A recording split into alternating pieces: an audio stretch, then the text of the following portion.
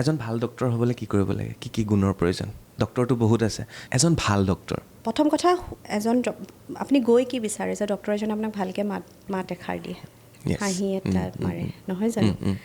2 number, আজিকালি আমি ইমানেই বেছি ইনভেষ্টিগেশ্যনৰ ওপৰত নিৰ্ভৰ হৈ গৈছোঁ যে আমি সেই টাচ যিটো কয়, পেচেণ্ট যিটো টাচ, আমি সেইটো পাহৰি গৈছোঁ, হয়নে? চ' মই ভাবোঁ যে আপুনি ৰোগী এজন আহি আমাৰ পৰা প্ৰথম এটা ভাল মাত, এষাৰ ভাল মাত, ভাল এটা স্মাইল এটা, ভালকৈ যাতে আমি তেওঁক এটলিষ্ট চাওঁ। বহুত সময়ত হয় ন, ডক্টৰজনে নেচালে, ইমান দেৰি ৰ'লো ভাই, নেচালে, হয়নে?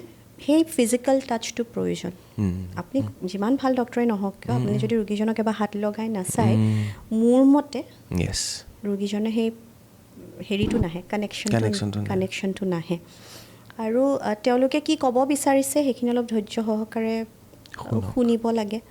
আৰু তাৰপিছত আজিকালি দিগদাৰ, কাৰণ আজিকালি চব গুগলত ইমানেই বেছি থাকে যে বহুত সময়ত তেওঁলোকে যিটো ধৰণে কথাখিনি কয় সেইটো ধৰি লওক বুজোৱাটো অসম্ভৱ হৈ যায়। কিন্তু মোৰ মতে অলপ যদি সময় দিব পাৰোঁ আমি ৰোগীক, ভালকৈ তেওঁৰ কথাখিনি এটলিষ্ট যদি শুনো, তেতিয়াহ'লে মই ভাবোঁ যে, মানে এইটো মোৰ ডেফিনেশ্যন দেই, যিটো সচৰাচৰ হয়, এজন ডক্টৰক সোমাই যদি তেওঁ হাঁহি মুখেৰে পেচেণ্টজনক বা মোকেই হওক হাঁহি মুখেৰে যদি ক'লে আহক বহক, মোৰ আকৌ সেইটো এপ্লাই নহয়, মোৰ ওচৰত মানে তেনেকুৱা